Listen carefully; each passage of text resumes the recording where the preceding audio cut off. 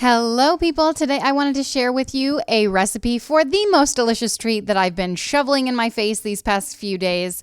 The very first time I made this, I was like, meh, I don't really like it. And then I've made it twice and eaten all of it. So I guess I do like it. I thought I would share it with you.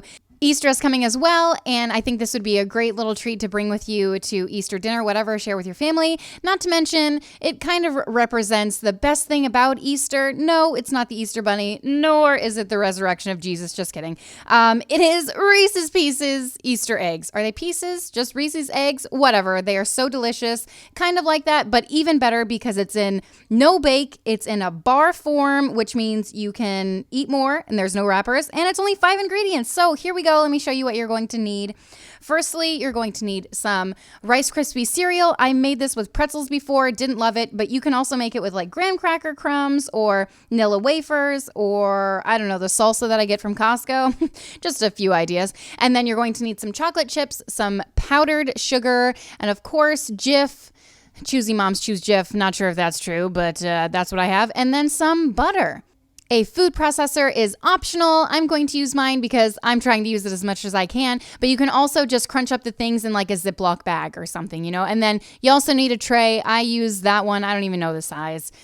8x8 would work, 9x13, whatever you have. You need 2 cups of Rice Krispie cereals and then just pulse it up, make it into a little fine powder. That's optional too. If you want yours to have like a crunch or a bite to it, do that, but I prefer not. You also need 1.5 cups of powdered sugar, and then this step was totally unnecessary. I did not need to blend it. Look at all that sugar escaping.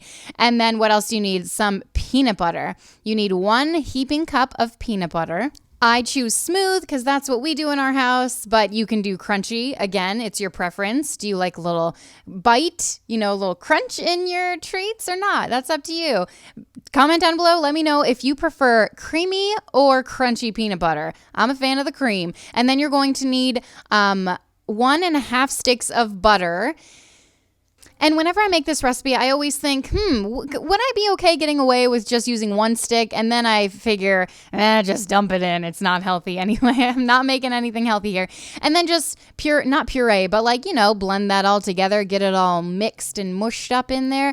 That's what the deliciousness is going to look like. And then you're going to need some chocolate, 1.5 cups of any kind of chocolate chips that you have or meltable chocolate. And that's what makes this recipe super delicious. And then to help that melt, I assume, give it more flavor, you add 1/4 cup of peanut butter, but I just add a couple spoonfuls. That's how I measure. And then here I am cooking with a baby on my hip. That's Wentworth's head. But I'm scooping all of the delicious chocolate chips out of the measuring cup because I don't want to waste anything. And then I melt that in the microwave at 30-second intervals. I probably did that for 1.5 minutes and stirred it every 30 seconds. No big deal. It's not as hard as it seems, especially since you have the peanut butter in there and it gives you some kind of leeway. You know what I mean? I feel like the chocolate wasn't going to burn since I had the peanut butter. All right, now you're going to grab your pan. No need for greasing because remember, we added 1.5 sticks of butter.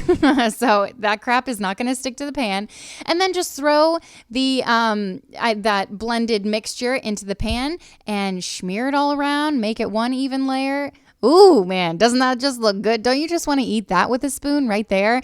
The hardest part about this recipe is that you have to let it harden in the fridge for an hour.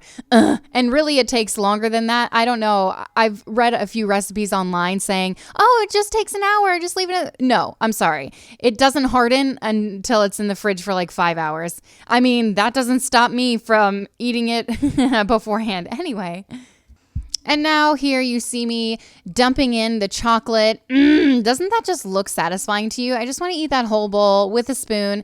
Actually, that makes me want to grab the Nutella jars that I never gave to my kids for Christmas out of my closet and just eat that like pudding. Oh, man, I've been craving chocolate. Anyway, that looks good. If you use pretzels, I feel like when I did the pretzel recipe, the bottom layer was a little bit more sturdy. I don't know. It didn't taste as good. I like the rest of the Rice Krispie recipe. And then here I am popping it in my fridge for 1 hour. Like I said, that's what it looks like after an hour. Oh, look at that magic. Actually, that was after 2 hours because I'm busy.